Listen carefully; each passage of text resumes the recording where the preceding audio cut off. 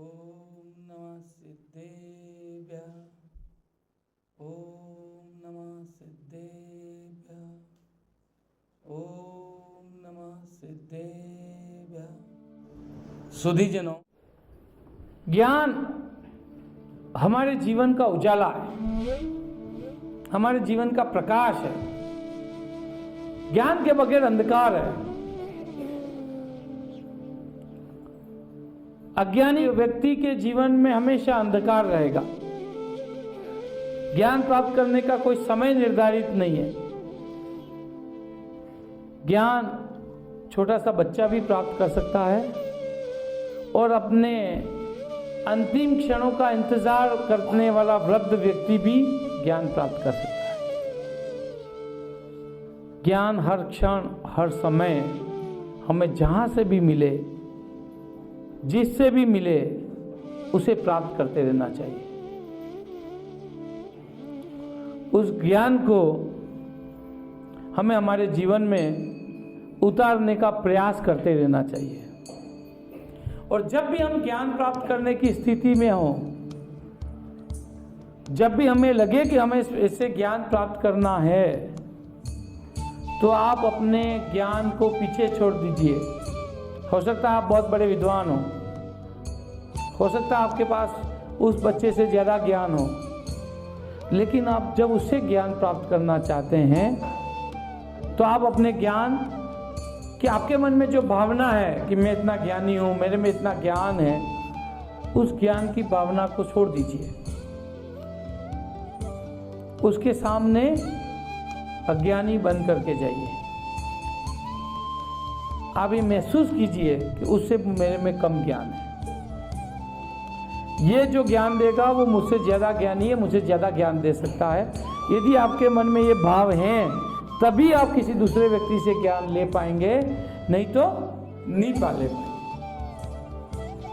एक शहर में एक बहुत बड़े विद्वान रहा करते थे। उन्होंने बहुत सारे शास्त्रों का लेखन किया, बड़े बड़े ग्रंथ लिखे। उनके ज्ञान की चर्चा बहुत ज़्यादा उस पूरे क्षेत्र में हुआ करती थी। वो हमेशा कुछ न कुछ नया लेखन करते रहते थे, नित नए ग्रंथों की रचना करते थे।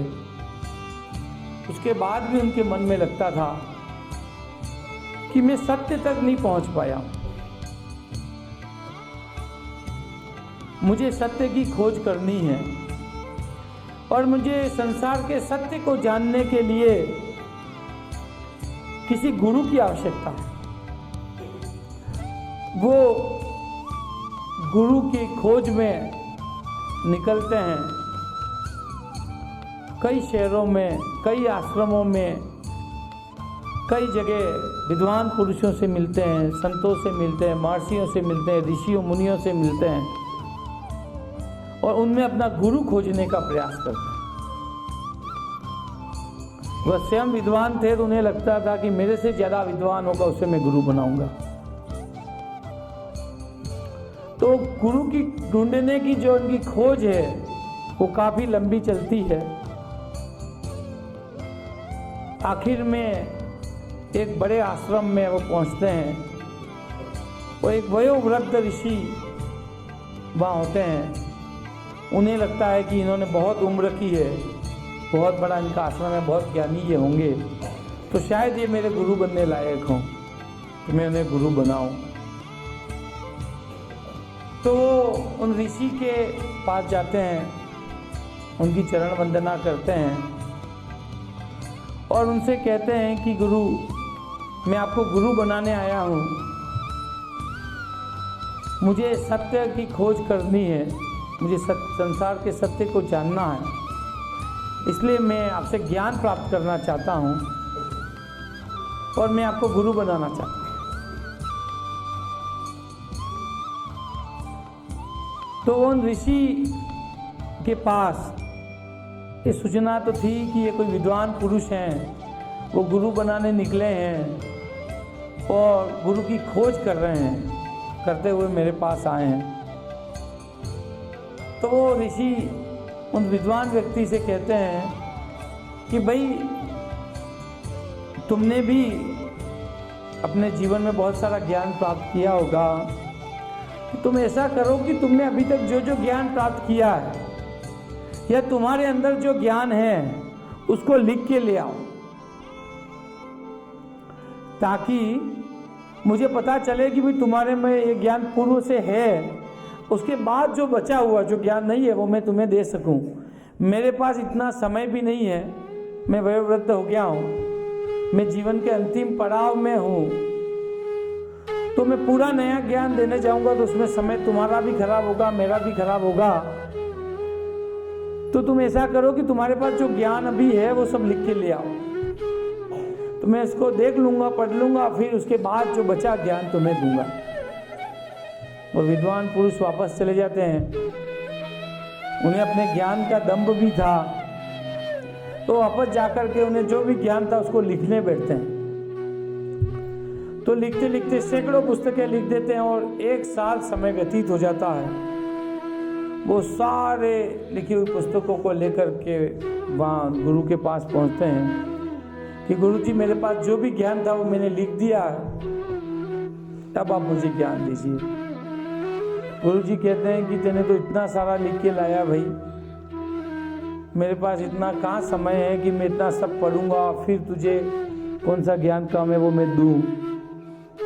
तो इसका तू सार लिख के ले आ, इतना समय मेरे पास है नहीं कि मैं पढ़ पाऊँ, इसको संक्षेप में लिख के ले आ।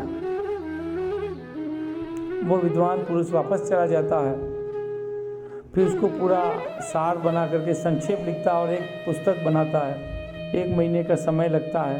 1 महीने बाद उन गुरुजन के पास वापस पहुंचता है और एक पुस्तक देता है। साहब मैंने वो जो भी लिखा था उसका संक्षेप तो ये है। गुरु कहते हैं कि यार इस पुस्तक को पढ़ने का भी समय मेरे पास कहाँ है, मुझे तो सिर्फ इस पुस्तक का सार ही लिख के लिया। वो विद्वान पुरुष वापस चला जाता है, फिर उस पूरी पुस्तक का सार एक पेज पे लिख के जाता है, गुरु जी को देता है कि गुरु जी मैं इसका सार ही लिख के ले आया। गुरु जी कहते हैं कि ये सार भी पढ़ने का मेरा मन नहीं है, तो इसको और कम करके ला सकता हो तो ला। तो विद्वान पुरुष समझ जाता है कि मैं क्या गलती कर रहा हूं। वो दूसरे दिन एक कोरा कागज लेकर के जाता है और गुरुजी को देता है कि गुरुजी मुझे तो यही आता, उसके अलावा कुछ नहीं आता। तब गुरुजी मान जाते हैं कि हाँ ये शिष्य बनने लायक है, तो गुरुजी उसे शिष्य बना लेते हैं और उसे आगे का ज्ञान देते हैं।